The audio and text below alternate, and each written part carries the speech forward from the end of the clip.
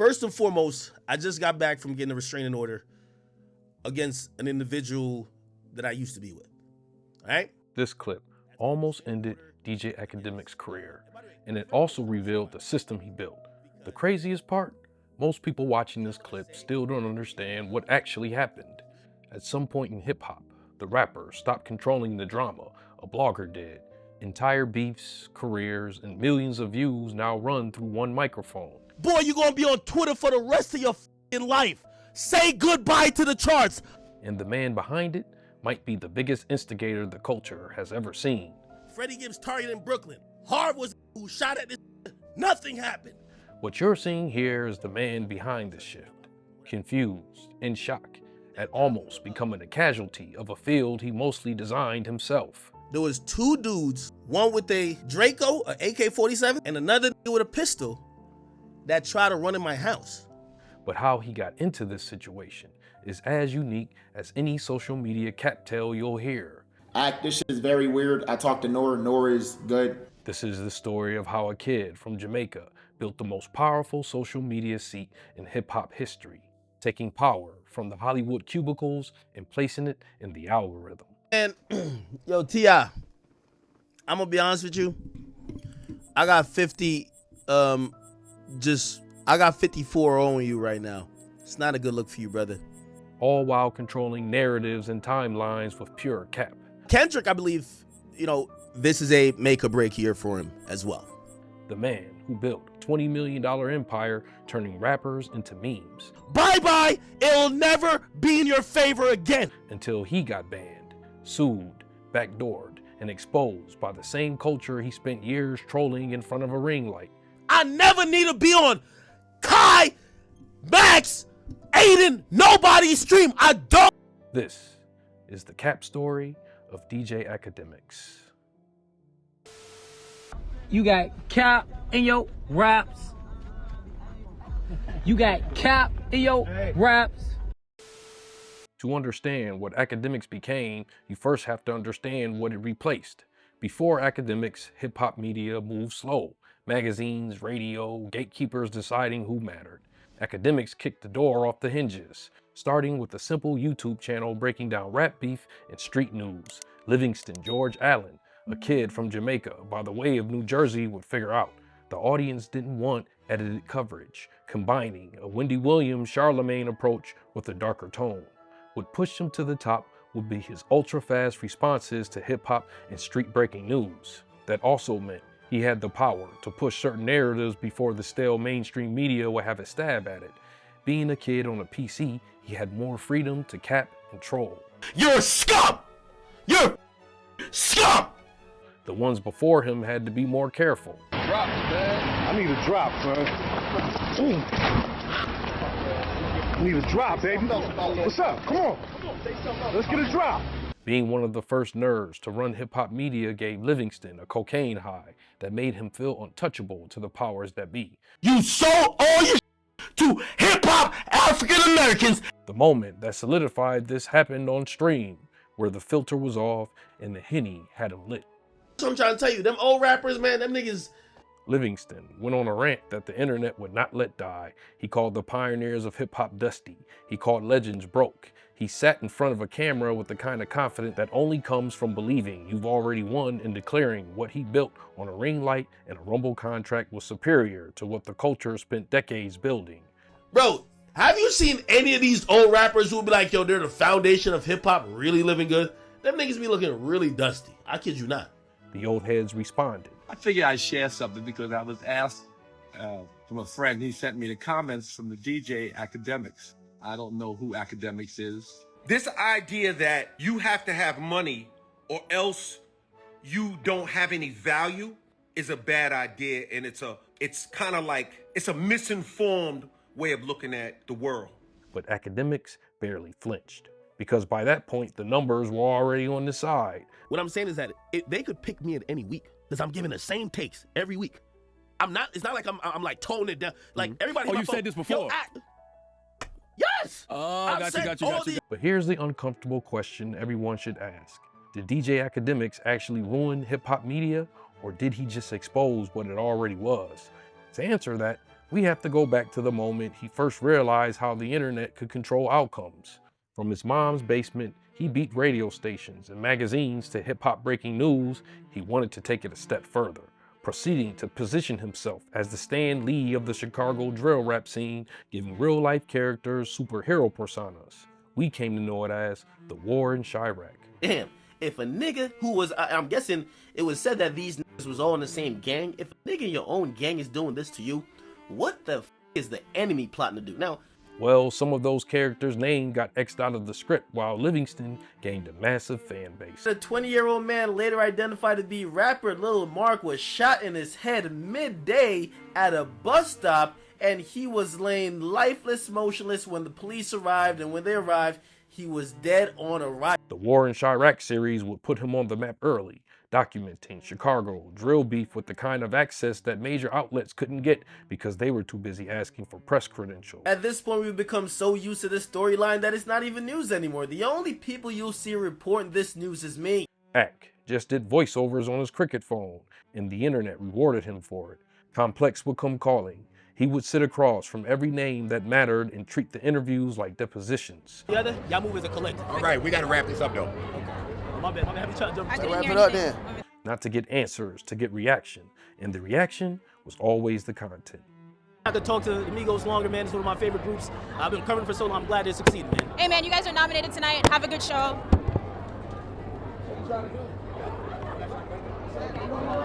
But this wouldn't go without backlash. There were some who caught on quick. Do you feel drill is like done? Because you also mentioned that you felt you were a little bit repulsed by the fact that so many people outside the culture of Chicago, they hyped up the music not knowing that real lives were being affected, deaths and other type of madness. This was obvious when Livingston asked Vic Mensa if he felt guilty for doing what he was doing.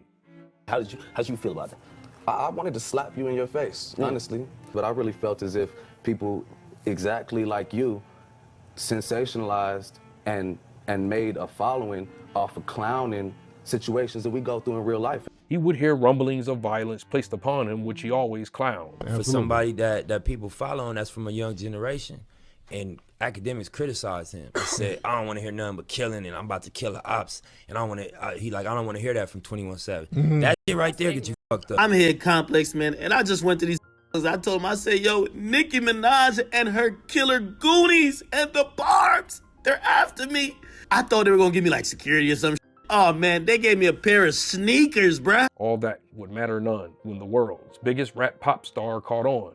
Drake, the biggest artist in the world, not a cosign through a handshake or a feature, a functional alliance. Drake and Akademiks, so look, you guys had a long talk over the weekend. His face, man, yo, get that smirk. Every time he smirk when we talk about Drake, I feel like Pusha told him some inside joke that he laughed. When the Drake and Meek Mill situation exploded in 2015, Akademiks became the unofficial scorer of that battle. I think you can get the gist of what he's saying. He's pretty much saying this, man. You know what, man? This is dumb as f, man. Why am I about to go to war over some dumb shit and a bunch of words? Every bar analyzed, every response graded. Now, he said this. He said, I waited 4 days, nigga, where y'all at? I drove here in the Wrath playing AR-AB. The audience that needed someone to explain why Drake won found their guy, and in return, Akademiks found his throne. By 2021, he wasn't just a blogger. He wasn't just a streamer. He was the infrastructure. Off the Record would launch as not just a podcast, but as a platform that operated like a clearinghouse for rap controversy. Artists would plant stories with him. Labels would leak information through him, and when something needed to be made official, Ak would do it. What are you talking about? By the slide for Vaughn comments. Still, I don't know if people still say it. For some reason, I just don't see the comments no more. For some odd reason, I don't know. Might be the water.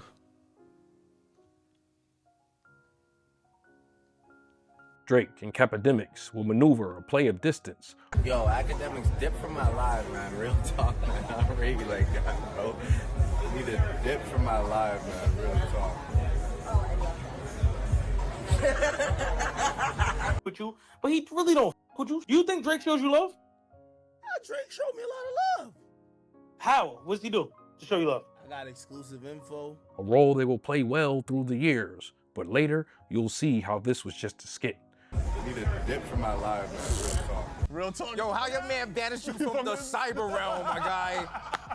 When Drake told me that was like, yo, bro, they had you scared. You know, I told Drake, I said, Drake, I pulled up. Are you gonna pull up? I swear I told him that. I promise you, I put it on everything. Impressively, there were some who recognized the play early. You're now in the studio hanging with rappers, yes? I'm recording tracks, yes. He's being evasive. Been in the studio, yes. What does that mean? It clouds your judgment. I've never in my life hung out in the studio with a rapper. So if we're gonna talk about being objective, not allowing yourself to be committed or biased, as I just said, it clouds your judgment. He signed a deal with Rumble for reportedly over $20 million at a time when most creators were still trying to figure out YouTube monetization. He was the bridge between the old industry and the new one. Joe Budden represented where the media came from. Kai Cenat Adin Ross represented where it was going. Akademiks was standing in the middle, collecting from both directions. He became what every Cap King in this series eventually becomes, indispensable. And indispensable people in this industry always start believing the rules were written for somebody else. That's when they make the decision that changes everything.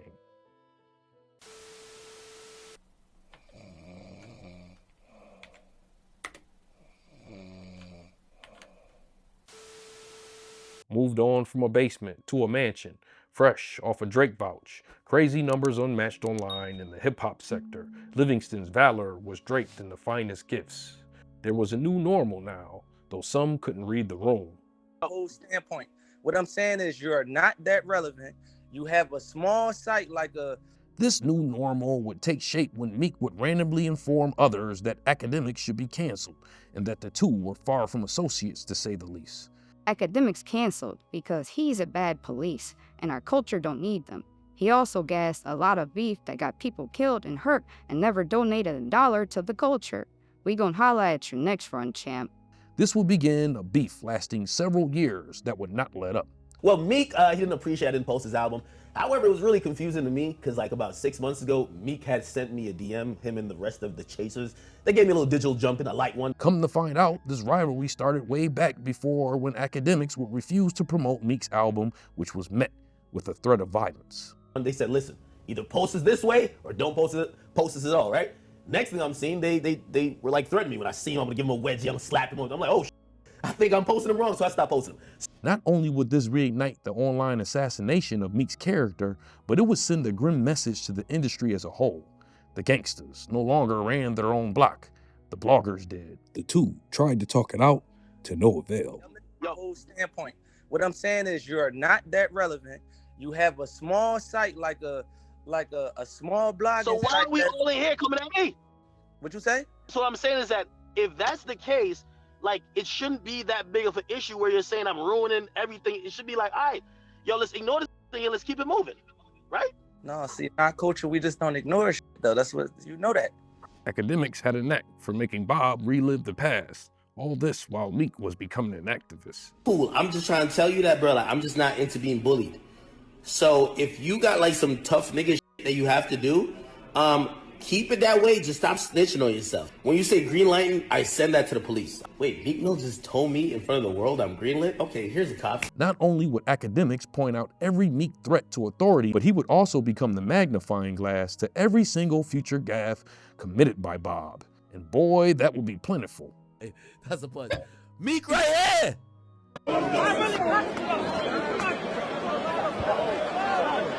Yo, yo, you ever see when a nigga grab a nigga by the shirt like this and he lifted him up by the shirt? With Akademiks repeatedly roasting the Cap King to a newer, younger audience. Just remember that Meek Mill is nothing but a hypocrite. Not only did Meek get bodied, but so did the narrative that no one controlled these niggas. Livingston turned beef into brewery and turned all that into content. And to add to it, he expanded on the skill he acquired during the war in Chiraq. We're gonna figure out, we wanna find a shooter. We're gonna find a shooter, Chad. I need everybody to figure out who is this nigga. Solving cases before the cops do. And a lot of people felt, and I see this all in the comments, now, I didn't watch the whole, but people are kind of crediting you with sort of deciphering what happened. Now, you should know if someone on a live stream could quickly, in the span of 2 hours, figure out everybody's at name, what everybody was doing from a sequence of 4 to 5 hours. He went from beating radio stations to the story to beating the precinct to the suspect. Numbers through the roof, while making cap spectacles of rappers from his desktop. Freddie Gibbs shot at. Look, Rolling Stone, Freddie Gibbs shot at. Freddie Gibbs targeted in Brooklyn. From Freddie Gibbs. Harv was the nigga who shot at this nigga. Nothing happened. To one he wouldn't soon enough forget, Lil Baby. Yo, chat, I feel like the Monstars hopped out of one of them New Jersey drones and fucking grabbed Lil Baby and shook the talent out of him. I don't know what I'm hearing thus far, chat. I don't know what I'm hearing. Once someone becomes a target, any chance to cap patrol is always taken. Gangsters in LA, we now finding out half of them are gay. And this is while they're living or dead. Dance. On the video, did another man in that woman's mouth and then Nipsey go kiss her? Yes or no? Sitting on the baseline statement that he's a civilian, and any attempt to see him will result with the cops being called. The money and things only got him more hype to instigate. It was the peak. And peaks in this cap series always come right before the real drama starts. If you could go back in time, would you make war in Chiraq again? You know, I've grown. Was it appropriate? Probably won't do that again. The first warning should have been easy to catch, but success doesn't always equal experience. You would think from covering so many setup and plays that Livingston would foresee the one coming his way, but that wouldn't be the case. What I noticed is that 3:30 a.m., remember the chick who said she wanted to record but she was sleepy? She woke up, walked directly to one door, opened it, and went right back up to where she was sleeping at. When only a locked door would be the deciding factor of him possibly giving up the ghost. I ain't even gonna go too long, you know what I mean? We gonna get straight to the meat and potatoes. He explained how he was more than likely the subject of a home invasion from letting two jump-offs sleep over. And this is where it gets serious. At 4:30 a.m., thanks to the Lord God himself, there was two dudes, one with a Draco, an AK-47, and another nigga with a pistol that tried to run in my house. With the primary contact maybe changing her mind on the scheme at the very last second. Close call. And by the way, I ain't blaming my chick. She's the one who locked the door that her friend opened. And according to the police, it was just a random, like she wasn't in on it. Nothing. But while Akademiks was building his empire on other people's chaos, somebody took note of their own. A lawsuit filed in May of 2024 by a woman named This man continued to lie about me. Fazia Abashe. You tried to save yourself after your friends assaulted me. Whether or not you got drunk or not, I know that when you woke up, you were on top of me too. Will begin making his way through the legal system. Not with fanfare, not with viral tweets, just paperwork. And in this industry, the paperwork always catches up.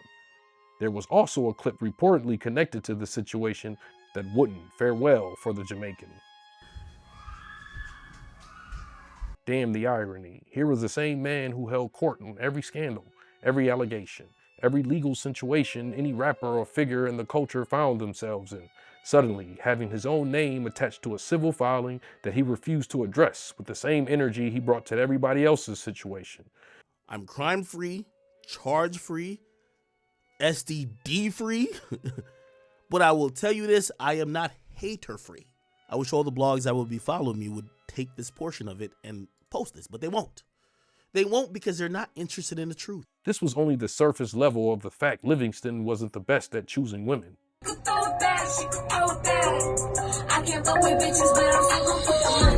Oh yeah, my bad, bro. Well, I'm talking about butter. That's what I'm talking about. Ooh, FBG butter. He told. It's crying in the police station with an Alpha Davis signature. So he signed papers. There's a time I used to have $1 million cash in my crib. That's a fact. Do you know this stole $500,000 from me? But the show don't stop from one failed home invasion and a rape case. Next, Livingston would once again crystallize a new form of media forever to be a staple in social media rhetoric, the cat media niche. He would mark his spot during a generational hip-hop beef between Kendrick Lamar and Livingston's behind-the-scene boss, Aubrey. It will be remembered as possibly hip-hop's biggest caption yet, trying every scheme and tactic to move the needle towards Drake, the artist he's never met. Yeah, I'm in the Aston doing donuts. I will kill the game. Oh my God, my boy say he's in the Aston doing donuts! In retrospect, my respect was a Power Ranger high note, tumbling backwards into a karate kicking high note. My innocence will eventually. This nigga doing the most. These bunch of people think that I'm blaming Kendrick. No. The biggest winner in this battle happens to be Drake. at least numbers-wise. And when everything failed, he used his platform to introduce the now so popular bot theory. Did do all the bots for? Well, most of it, and the marketing was not like us. Now, a lot of people are gonna say that's cap. Like, you know what I mean? The tactic caught on, solidifying himself once and for all as DJ Akademiks. Like, it does sound good. Off-white Sunseeker at the marina. Fuck a phantom, I like to buy yachts when I get the fever. Wine cooler, spit on my white tee, the sightseer. Downplaying lyrics, sales, and any other accolades he could. Kendrick, y'all call him the boogeyman, but he's not Santa Claus. He can't give you niggas stimulus packages. Kendrick has been saying he's anti-industry, yet every very industry award only awards him. And not saying that I think anyone else deserves these awards. The best ability that Kendrick had during the battle, y'all gonna hate me for it, but it was line. Top 5 you smoking on, Kendrick? Cause my top 5 is Drake, Drake, Drake, Drake. If we broke it off, then you know it wasn't painless. If you got a watch, then you know it's not a stainless. Worshipping Drake to the point where the viewer had to ask, what is he getting out of this for a man he's never met? Dave Free had a moment he asked me, he said, he said, what are you getting from this? He says, is he paying you? And that was the most insulting thing but the very idea that I was like a purchasable commodity was so disgusting. This may be the reason Livingston became one of the biggest targets of online swatting. Man, stop doing the weird shit. Like, yo, I'm a black man in America, man. Don't be calling no goddamn SWAT. What happened today was my police department, they claimed they got a call from a woman who claimed to be my sister. I don't got a sister. He would turn up the volume and create hip-hop's first cap record label, making one of his first signings an artist who has his own cap story, Drake's Cap Shooter Top 5, where they will get signed for a combined $25 million of cap coins. In the building, man, the Academy Records, I told you I was launching, man. Listen, I dropped a $25 million bag. I had to do it, man. The first signees to the Academy Records. It's over. It's over. The Academy Records, man, listen. Even then, expanding his cap empire past just hip-hop beefs, but the courtroom as well, unknowingly creating the courtroom cap era. Apparently, the girl finds out that Tory was fucking Meg when Meg acts up at Kylie's party. But the moment Akademiks stopped being a commentator and started influencing real-world opinions, that's when the entire system he built started turning on him. You want to hear what I heard? This is, I don't have proof of this, but I heard this. Think about the Tory Lanez situation. For months, the coverage around Megan Thee Stallion shooting ran through a specific lens, and Akademiks was one of the loudest voices in the media, pushing a narrative that leaned heavily toward doubt. I heard Tory was offered a plea, but I hear the plea Tory was offered all included jail time. Questioning the story. No, apparently Meg has robbed a lot from her friend, making the audience feel like they were watching a he said, she said case. That's what happened. Apparently and allegedly, Meg kissed Tory. Let's give him the benefit of the doubt until we see what happens. And I seen Chiraq, and I want to say one thing before we even go any further, because I'm a man. If you ever thought that I didn't appreciate you standing up for me, or I came off in a way that made you feel less of me being that type of person that appreciated that from you, then my dearest apologies, and I owe you an apology for that. Well, Tory Lanez was eventually found guilty. The judge, well, not the judge, the jury voted that he was guilty. So he'll be 38 when he gets out, but here's the big thing. Tory just got engaged. And then the real ripple came. Roc Nation, the company that manages Megan, will pursue legal action that targeted the media apparatus around the case. That included the people who spent months telling an audience that what happened probably didn't happen. Tory, unfortunately, they found you guilty. I still don't believe you did it, but we still don't know if Megan got shot in the foot, and that's because of Akademiks. While Livingston wasn't the target of the lawsuit, they sure seemed to be lining him up. Of course, they try to get into certain details. Yo, how much you getting paid? How much you do this? How much blah blah blah blah. The deposition was a fishing expedition, if you ask me. They wanted to know about Nicki Minaj. And this, the first instance of being compromised, would be compromised. Has anybody ever paid you to promote specific information, music, or events on social media? Yes. Who? Every record label known to man. I promote music. Livingston had spent years positioning himself as a media figure who told the truth about the industry. He wasn't just covering the culture, he was lobbying it. And when the gavel came down on the wrong side of what he sold the internet, the entire foundation of his credibility took damage. He's still trying to repair. Now go back and rewatch every other controversy he inserted himself into, keeping that in mind. In the meantime, he was becoming content himself, letting everyone know who the prize is. All of this would just be a warm-up for what was coming next, because now there would be no more warnings. When January 2025 arrived, that's when the real crash came. Livingston went on a private Discord and began having inappropriate banter towards a minor who was a mod of a popular streamer, Playboymax. The stream would leak, which triggered a whirlwind of backlash. But who wants to be affiliated with the weird shit? This very weird. I talked to Nora. Nora is good. Max had to address the situation. I'm not gonna go through this shit. But once again, I didn't want to hide it in the comm either. Within days, the word grooming was attached to his name across every platform, not as an accusation buried in a lawsuit, as a viral moment with receipts. They knew you were live and was still talking like that? Yeah. The industry that Akademiks had covered, dissected, and trolled for over a decade turned around to face him, and the mirror broke. A very regretful moment happened where, it derived from a Discord that we're usually like super like buddy and I don't think I've came this far, built this platform to be that irresponsible. After Max and other streamers distanced themselves, man, would Livingston crash out. Like, I swear to God, and I never swear to God, I never need to be on Kai, Max, Adin, nobody's stream. I don't need none of nobody who stream. I got my own thing going on. So when I see this shit piss me off, I'm like, Twitch, which had been one of his primary revenue and influence platforms, issued a permanent ban, not a suspension, not a timeout, gone. The streaming infrastructure he had used to build relationships with a new generation of creators, all of it wiped out with a single decision. He didn't see it coming, or at least he acted like he didn't. I'm not trying to get canceled to fuck up what we got going on. Yeah, I tried to lighten it Put it up. like, but, yo, chat, just put it like this. Bro, with everything we've talked about, bro, I've never cared about, I don't care what rapper got at me, bro, ever. But like, really, there's certain shit I really don't fuck with in my life, and I would never do. He retreated further in the Rumble, which had the audience of people who get permanently banned from other platforms and call it a win. But while all this was happening publicly, the real message came from somewhere else entirely. In early 2026, rumors began to arise that Livingston finally got that jaw tapped. Huh? I say nothing happened to him. As he said something, bro, I swear to God, right hand of God. I smack his right hand of God, bro. Oh God, you smacked Akademiks.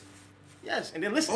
Backdoored by K Rich, an associate connected to Lil Baby's 4FP camp following a falling out with streamer Talil. Tough! Get Oblivion, get all these fighters, let's go! They left! Listen, I smacked this nigga game. He left one of his mans outside.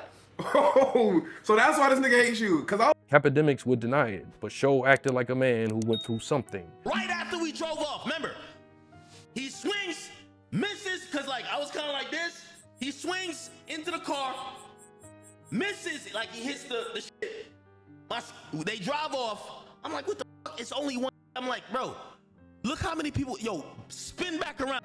I tell my security that. Crashing out on a stream, challenging Lil Baby to a fade. Baby, if you got a problem with me, nigga, don't tell your mans you squashing it with me. Don't get on the phone with Rod Wave. I'll squabble up with you anywhere, anytime. And baby, you gotta respond to it. I don't make this loud. You gotta respond to this. Frankly, he held the essence of someone angry at being the subject of a joke he's usually the main one laughing at. But there was a caveat. What Livingston revealed next pretty much explains half this story, because Livingston would secretly reveal most of these capathons were funded. Yo, Lil Baby, you and your team paid me $30,000 to keep quiet about your motherfucking album, my nigga.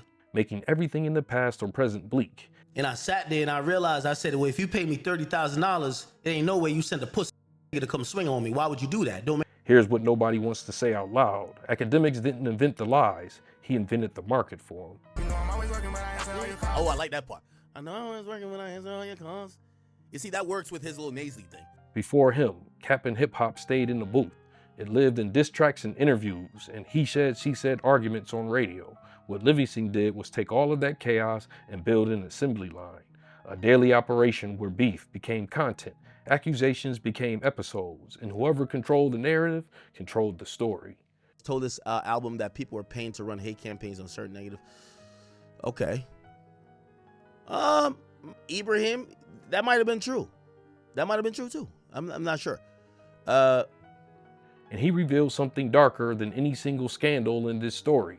He admitted quietly that some of it was funded, that the Capathons weren't just organic. They were somewhere behind the scenes, money moved and stories followed, which means every beef you watched him break down, every verdict he delivered, all of it now carries a question mark that can never be removed. Maybe except for Meek. The culture gave academics everything, the platform, the access, the money, the power to make or break careers from a laptop. And in return, he showed the culture exactly what it looked like when the media stopped covering the game and started playing it. Look, hold on, look what's on. Look at the stuff that's on here. Look at all of the webs. So essentially, I think in a roundabout way, he's saying that Drake is paying a PR company to plant stories. It's endorsement. Yo, I need some bread. Drake, why you, yo, your brother Drake, share the love. Is he accusing Drake of spending $2 million on PR? What the The camera is still on. Livingston is still streaming. Kendrick, I believe, you know, this is a make or break year for him as well. The Rumble deal is still funded. And somewhere right now, he's breaking down somebody else's worst day for an audience that's still watching, still trolling, still capping. And yo, T.I., I'm gonna be honest with you. I got 50, I got 54 on you right now. It's not a good look for you, brother. The only difference is now they're watching him too, because if Akademiks built the scoreboard, then this next cap story reveals who was actually controlling the game. Well, thank you for watching. Please join my Patreon to watch this, Unfiltered, and other exclusive projects that I have there. And please add me on Twitter and Instagram just in case something was to happen to this page, because you know how things can get sometimes. Well, anyways, you know how we like to end our videos over here at Moxy Approved, right? With that water. I'll see you here next time on Moxy Approved.